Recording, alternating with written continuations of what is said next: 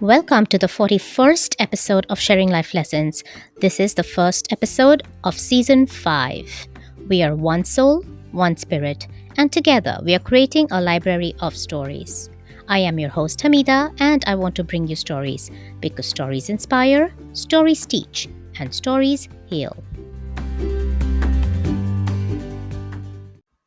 A very, very happy new year to all my listeners out there. I am so excited to start my 5th season in the very first week of 2021. It is a new beginning for me, for this podcast, for you, and for everyone else out there. I wish the new year brings health, happiness, love, and abundance to you and yours. No one can disagree that 2020 divided us in fear. Let's take it upon ourselves to change that, to unite again even more ferociously, to respect our universal home, the earth, to nurture all our relationships with family, with friends, and with colleagues, and most of all, to uplift each other. My 2021 vision is to love myself, to love everyone around me, and also to uplift others as much as I can. I hope to meet you along the way as co lovers and co creators. And now, over to the introduction of our very first guest for Season 5. It is my pleasure and honor to make this introduction. Our guest has written 39 books on contemporary spirituality and its practical application in everyday life, including the 9-book Conversations with God series. 7 of these 9 books were on the New York Times bestseller list, with book 1 remaining on the list for 134 weeks. His books have been translated into 37 languages. His latest book is The God Solution, which was published in December of 2020, and most of our dialogue today will be based on this new release. We will have 2 very special episodes with Neale, and thus this is part 1 of my discussion with one of my favorite authors. Everyone, let's welcome Neale Walsch. Honestly, I must add that not only was I able to learn so much from Neale during our discussion, but he made it fun because he has a sense of humor that was far beyond what I expected. I can't wait for all of you to listen to Neale and partake of the wit and wisdom he has achieved through his conversations with God. Welcome, Neale, to Sharing Life Lessons. You don't know what an honor it is to have you on the show. And I am full of gratitude to you for beginning my 5th season. So thank you. Well, it's an honor to be here with you as well. All of us are wonderful aspects of divinity, none of us more special than the other, but all of us special each in our own way. So it's lovely, lovely to be here with you. Thank you for the invitation to share this time with you. How may I serve you? Neale, just before we start, I want to say this out front so the listeners know that you are very special to me. I want to start this interview with something that I pulled out of Conversations with God, your very first book. And this particular quote has guided me through my life. Every time I have an issue or a problem or I have questions and I need an answer, I just go directly to this quote. So I want to start with this quote. It says, "Yet if you knew who you are, that you are the most magnificent, the most remarkable, the most splendid being God has ever created, you would never fear. But you do not know who you are, and you think you are a great deal less." That has guided me through my life, and I just wanted to put it out there. So before we start, Neale, can you please tell us a bit about your current self? Where are you now? Well, I'm an old person. I'm 77. I had open heart surgery 3 years ago, which has given me a new lease on life. So I feel quite young. I have written 39 books, including my most recent book, which has just been released, called The God Solution. I'm married. I've been married for 13 years to the love of my life, a remarkable human being who is teaching me much about what love really is about. And I see my purpose in the world as sharing a new idea of God. I might even call it a new definition of God as rapidly and as widespread as I can, because I think that's going to be the answer to the dilemmas that the world's people are facing. I'm not going to be facing those dilemmas. I'm a young old person. I like to say I'm a young old person, but Mhm. I'm going to be only here a while longer, not much longer. As I said, I'm almost 80 years old. But for the younger people among us, those in their 30s and 50s, and to say nothing of those in their 20s or in their teenage years, they're going to be looking at if they live a good long life many years ahead. And it would be really nice if the world could be a little bit different from the way it's been in these most recent years. Let me share something here. When I was a young man, the world was a very nice place to be. When I was a teenager and in my preteen years, and even in my early 20s, the world felt like, relatively speaking, a pleasant place to be. Of course, we had problems, and there were some tragedies, and there were some attitudes that did not serve us, and so forth. But it wasn't quite the way it is today, where I'm seeing today a level of alienation, really a level of separation, almost antagonism Mhm. between people that I did not experience when I was a younger man. And I'm hoping that that level of antagonism, that level of alienation can evaporate, can disappear. And I think that the reason that we are seeing this kind of alienation between people of different nations, between different races, between different religions, between different cultures, between different sexual realities, between different genders, between different political parties. It seems as if anyone is different from us in any significant way. They're simply not okay. We have gone to a place where we have decided that differences are not okay. And I'm not quite sure what that is about, except that I do have an idea of how we can solve it. So, to answer your original question, where am I today? I'm spending my last years on Earth offering ideas on how we might solve this level of antagonism and alienation that I'm seeing all around me, so that my children and my children's children, and even their children, my great grandchildren, don't have to live in this kind of terribly difficult and straining relationship in this environment that we are now seeing on the earth. For one thing, last sentence, if I might, for one thing, I don't think we're going to survive as a species if we continue with this point of view. We need to rearrange our ideas about who we are and the purpose of life, or I don't think that life is going to be able to be continued the way we have been experiencing it here on Earth into the distant future. And Neil, I want to say a resounding amen to that, not only for myself, but like you said, for my children and for my children's children, because I am with you. This is not the world I grew up in. I grew up in a more peaceful, a more friendly, a more let's lift each other up kind of a world, which I miss so much in current times. So, amen.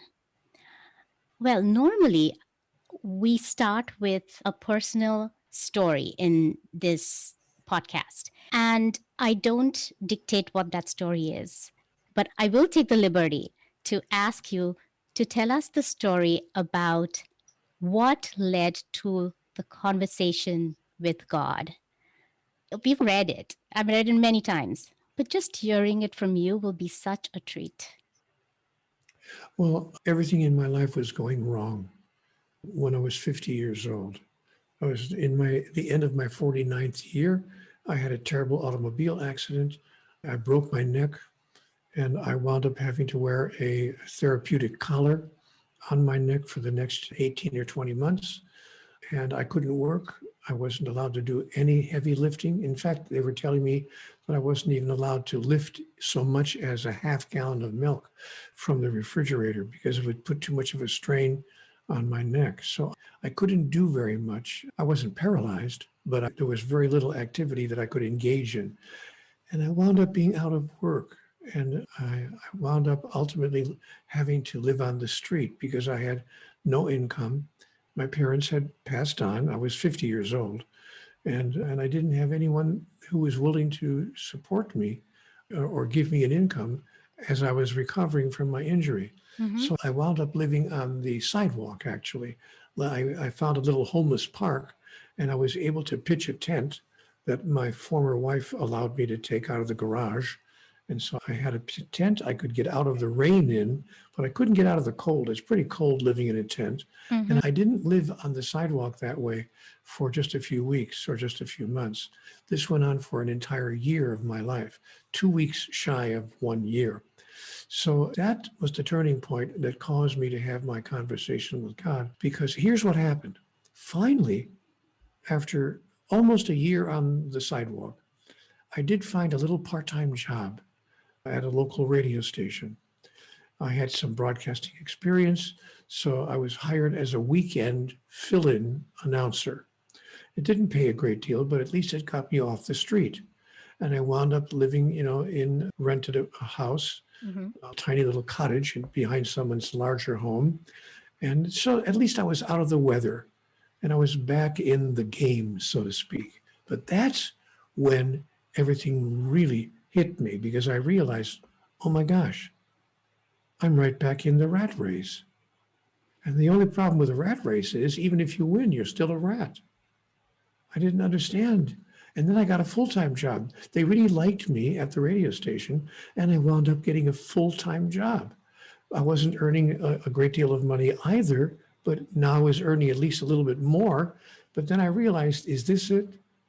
Is this really all there is to life? I'm 50 years old. I'm earning just enough to pay the rent on my little cottage and put some food on the table and maybe buy a little cranky old jalopy that at least would get me from place to place. Is this it? Is this how I'm going to end my great adventure on the earth? What is it that I don't understand here? And so I fell to my knees one morning. Mm-hmm. This is really a true story. I mean, I'm not exaggerating. This is exactly what happened. I woke up at 4:23 in the morning, and I went out to the living room of my little cottage. I sat on the couch and I began writing a very angry letter to God. Mm-hmm. What does it take to make life work? What have I done to deserve a life of such continuing struggle? Somebody tell me the rules. I'll play. I promise I'll play. Just give me the rule book. How does it work? And after you give me the rules, if you don't mind, please don't change them. Because I also had the experience that the rules were changing from year to year. Different rules were being established for how to live one's life. And so I was really calling out, and I wrote this angry letter to God. And that's when I heard a voice. And the voice said to me, Neale, do you really want answers to all of these questions? Or are you just venting? And I remember sitting there on the couch thinking, yeah, I am venting, but if you've got answers, I'd sure as hell like to know what they are. And God said, you are sure as hell, but wouldn't you rather be sure as heaven? Mm-hmm. And I thought, who is this talking to me? And what is that supposed to mean? Who is this talking to me? And what is that supposed to mean?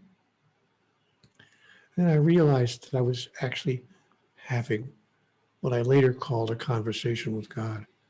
That this voice I was hearing in my mind was really a voice of wisdom and clarity that exists within all of us, that is part of all of us. So I began writing other questions that I had. I received other answers.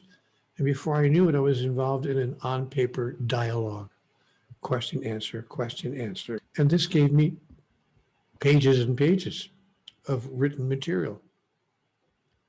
And I was really feeling enlightened by what I was receiving, because the answers I was being given to my questions were not answers I'd ever heard before in my life or even thought of. For instance, one of the answers I remember vividly was, there's no such thing as the Ten Commandments. I remember thinking, what? I've been taught all my life about the Ten Commandments. I mean, almost every religion on the planet has some set of rules and regulations. Absolutely. How can you say there's no such thing as the Ten Commandments? So I couldn't believe that, but I allowed myself to continue the conversation because it was bringing me all sorts of insights that I couldn't believe and had never heard before. Then, somewhere around one third of the way through the dialogue, by the way, this was going on for weeks. I should explain that this was not just one day. This first day, it took about 6 or 7 hours, but Mm-hmm. I finally had to get up and do other things. I had to get off the couch and get up and move around. Mm-hmm. But then it turned out that every morning around 4:23 in the morning, I'd be awakened again. And I would race back to my yellow legal pad. I actually went to the drugstore and bought 4 or 5 other yellow legal pads because I realized this was going to be an ongoing experience. So I wound up sitting there every morning at 4:23 in the morning, writing more and more and more of this, what I called a conversation with God. Then it said to me, you will make of this one day a book, and it will be read by many people. And that is your work. And I was shocked by that, but I thought, now I got you. Now I'm in the driver's seat because this is something I can measure. See, everything I was being told, all that I was hearing in my mind were conceptual things, lovely things, but theoretical, conceptual. I couldn't prove it one way or the other. But Mm-hmm. here was a statement that was being given to me that was provable. This was going to be a book. Yeah, I thought to myself, of course. I can see 115 publishers racing to put this book out by a man who claims to be talking to God. Right. It wasn't going to happen. I knew it wasn't. It was silly. Mm-hmm. So, but I sent it to a publisher on a dare. I was daring God. Okay, you say that this dialogue I'm having with you is going to turn into a book. We'll see about that. And I sent it to a small publisher of the East Coast of America. They actually published my handwritten notes without changing a single word, just took it off the handwritten page, typed it up, and put it into a book. And by golly, if the book didn't sell over 1 million copies, who would imagine something like that? I'm sorry, I have to interrupt. Are you saying, and to the listeners, I am holding up the first book of Conversations with God. Are you saying this book is just typewritten stuff of everything that you wrote by hand on those yellow legal pads and you haven't edited anything? This is No, exactly the conversations you had with God.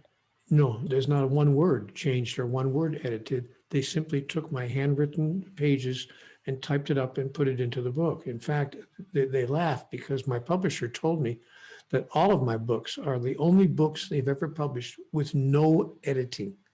He goes out to the workroom floor where all of his employees are, and he says, who wants to edit God? And nobody wants to take up the challenge. So they put my books out, interestingly enough, without one single word changed or edited. So it's exactly as it comes through, if I could put it that way, exactly as it comes through me. That's true even of the most recent book, which is not a dialogue book, it's a narrative book.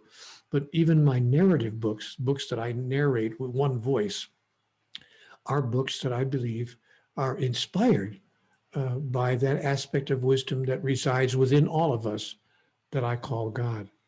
So no, my books are never edited. Not a single word is changed.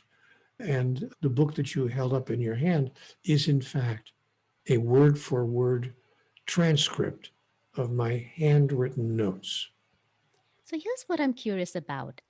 At what point did you actually believe that what you're hearing in your head is just not your own chatter, but When I it heard is when I heard this, I can remember, and I may have mentioned it a minute ago, but when I heard the sentence, "There's no such thing as the Ten Commandments," I remember that moment vividly, and I thought, now, wait a minute, that's not something I've ever heard anywhere. In fact, it violates everything I have heard everywhere. mm-hmm, And I began to get scared and worried. And oh my gosh, am I Am I trafficking with the devil? What am I doing here? What's going on? But then the explanation that I was given was so extraordinary that even ministers and priests were writing me letters from around the country and across the world. I remember one letter that I got vividly from a minister on the East Coast, actually from somebody, I believe it was a minister in New Jersey, who wrote me a letter. And he said, Mr. Walsch, I'm not sure that I agree with all that you've written, but it certainly has created a food for thought in our theology class here at the church.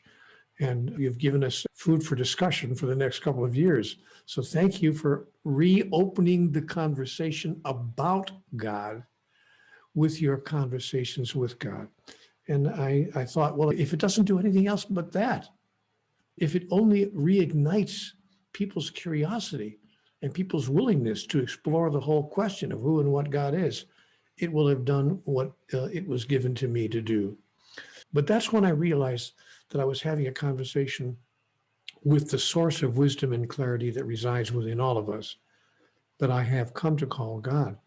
I realized that when I was starting to receive information that I had never heard anywhere else, not just the Ten Commandments sentence, but the other was like, there's no such thing as right and wrong. There are no victims and no villains in the universe. And many other statements that were so unusual, so antithetical, so contradictory to what I had learned as a child about life, that I thought, okay, I'm having a conversation with a source that is way above and beyond what most people have been exposed to or allowed themselves to experience in their life. Thank you for that wonderful story. Again, like I said, it's a treat just listening about it from you directly. So thank you. Neil, in your new book, which just got released, you talk about the God dilemma and you talk about the God solution. And the way you portray the God dilemma is you say we simply can't come to a collective agreement about the higher power that would allow us to make effective use of it. Anthropological studies have shown through the years that 8 out of 10 people believe in a controlling power, or what we would call a higher power. So 8 out of 10 people believe there is such a thing called God. They can agree that there is a God, but they can't agree about God. We can't come to an agreement about who and what is God. What does God want? What does God require and demand? What does God do? How does God work? How does the higher power work? We simply can't come to an agreement about it. Do you know that as we are talking today, there are 4,300, I said 4,300 religions on the face of the earth? And that gives you an idea of how separating we are. We can't seem to agree on a single notion. Wouldn't it be wonderful?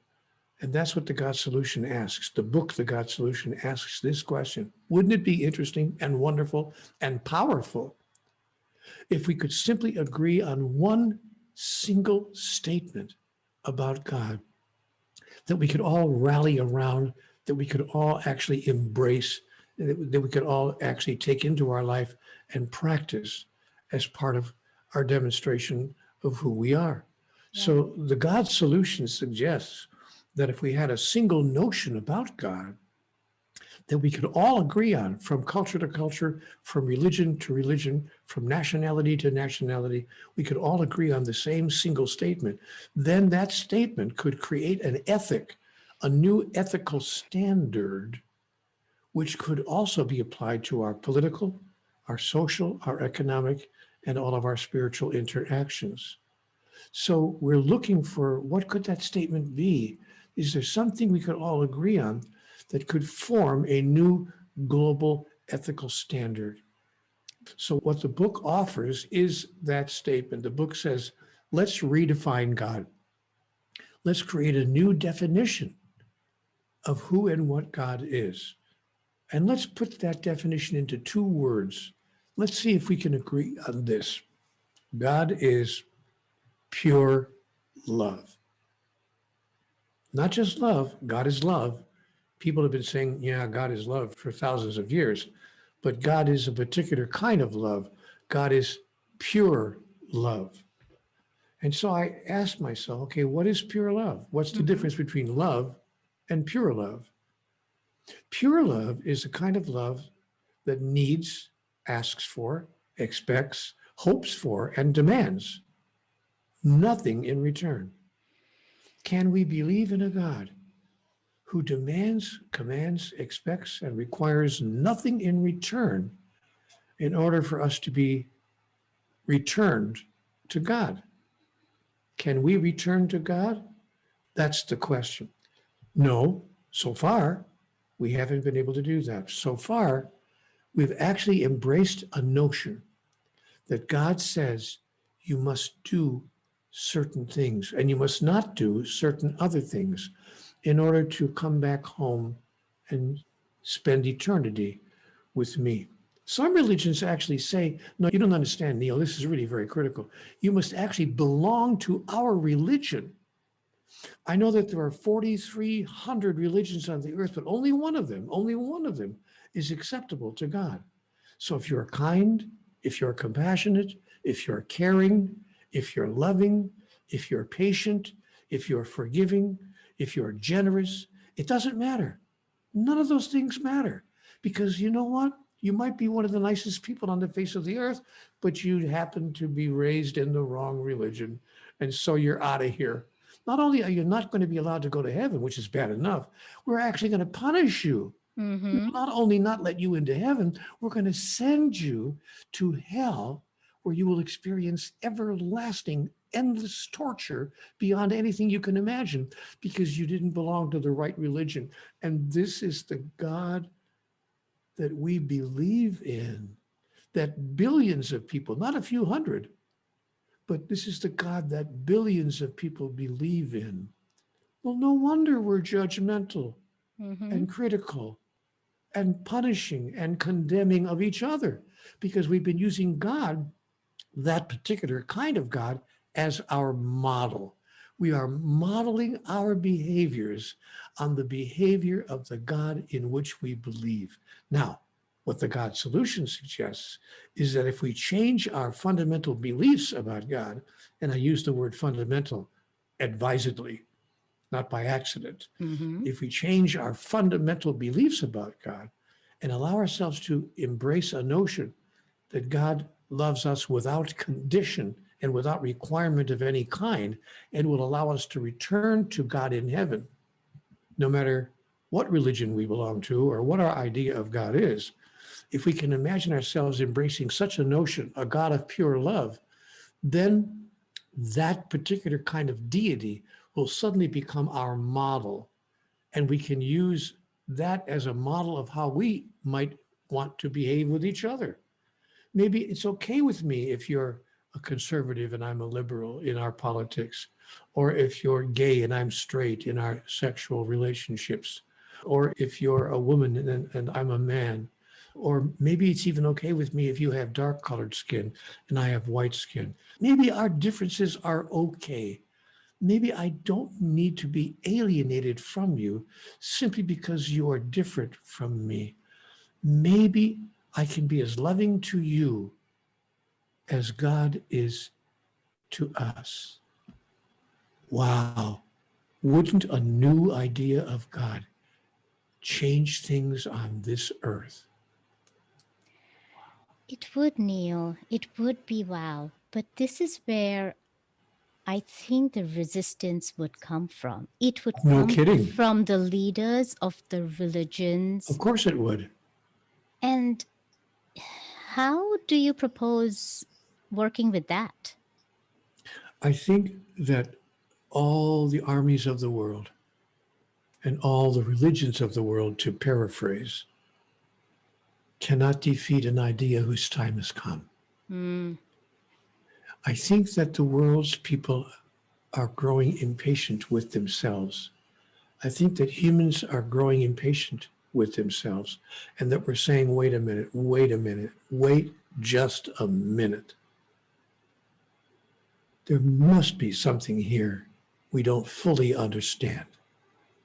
about God, about life, and about ourselves. There must be something we don't fully understand, the understanding of which would change everything. Mm-hmm. So I think that how I would deal with what you described, the resistance of people and particularly of religious leaders, would be to place before humanity an idea whose time has come. Maybe it's as simple as this: God is pure love. And let's experience and express pure love with each other. That doesn't mean we always have to agree with each other, but it does mean that we honor the differences between us. And it does mean that disagreements don't have to create division, that contrasts don't have to create conflicts, that variety does not have to create violence.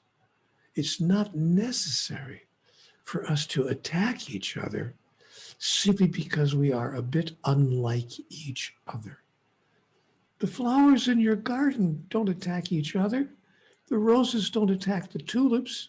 The tulips don't attack the violets. The violets don't attack the. I mean, come on. Even Can't we all be flowers in the same garden and admire the beauty of each other and allow each of us to experience our individuality without making each other wrong for doing so? this is a very profound thought, and you're right. If the world accepts this and lives by this, it would be a world I would really want to live in forever. I think more and more people in the world are going to accept it, and you're seeing now younger and younger people already accepting it. When you talk to younger people, in their teenage years and in their early 20s, they're looking at us old people like, are, are you kidding me? I mean, really? Is this the way you're going to behave toward each other because that person belongs to a different political party? Do you really need to reduce yourself to name calling and verbal bullying and actual physical violence? Do you need to insult each other? Is insult the way you're going to demonstrate leadership? And it's sad that we have had this experience in the past, most recent years on this planet, where we have come to imagine that leadership requires insults in order to be effective. And Neil, I have a 17-year-old, and my fear is that in his formative years of his growing up, this is all he has seen. Instead of seeing the good sides of people, he's only seen the negative sides and the bullying and the name calling. And I am worried about the impact that that has on him. It's up to us who are leading the way. It's up to us older folks to share with those young people who are exposed to that particular culture to demonstrate a new way to be human. And that's why I wrote the God Solution, because the God Solution lays out ways in which we could offer that demonstration and ways in which, by the way, we could actually use the higher power that we call divinity as an agent for change in our own lives and in our collective experience on the earth. Listeners, this was part one of a two-part series with the world renowned author Neale Walsch. We continue this enlightening dialogue in our next episode of Sharing Life Lessons. And I have to reiterate that it was my absolute honor to have this one on one dialogue with Neale. As always, here are my key takeaways from this very enlightening discussion with Neale. 1. There is a voice of wisdom and clarity that exists in all of us, undoubtedly. 2. Many believe in the presence of the divine being, but we also need to agree upon who and what is God. Let's see if we can agree with the statement God is pure love, and specifically pure love because it is a kind of love that needs, asks for, expects, hopes for, and demands nothing in return. Can we together believe in such a God? Because surely, what would God need, want, and expect from us that He already does not have? 3. Wouldn't it be powerful if we could all simply agree on this one single definition of God that we can all rally around, take into our lives, and use as a model to practice as part of our demonstration of who we are? And lastly, it is up to us, the older generation, to demonstrate a new way of being human to the younger generation. Listeners, just when I was about to finalize and close the editing of this episode, a friend of mine sent me this song, and it is as if the universe is prompting me to add this song onto this episode. This song is sung by John Lennon in 1971. It is called Imagine. I am going to play part of the song here because I can't stop myself from doing it, because the message that Neale is trying to spread in the world and the message that we get from John Lennon's song Imagine is so similar. I am playing the version that was sung by Shakira. And the lyrics go like this: Imagine there's no heaven. It's easy if you try. No hell below us, above us, only sky. Imagine all the people living for today. Imagine there's no countries. It isn't hard to do. Nothing to kill or die for, and no religion too. Imagine all the people living life in peace. Enjoy. Imagine there's no heaven. It's easy if you try. No hell below us, above us only sky. Imagine all the people living for today. Imagine there's no countries. It isn't hard to do. Nothing to kill or die for, and no religion too. Imagine all the people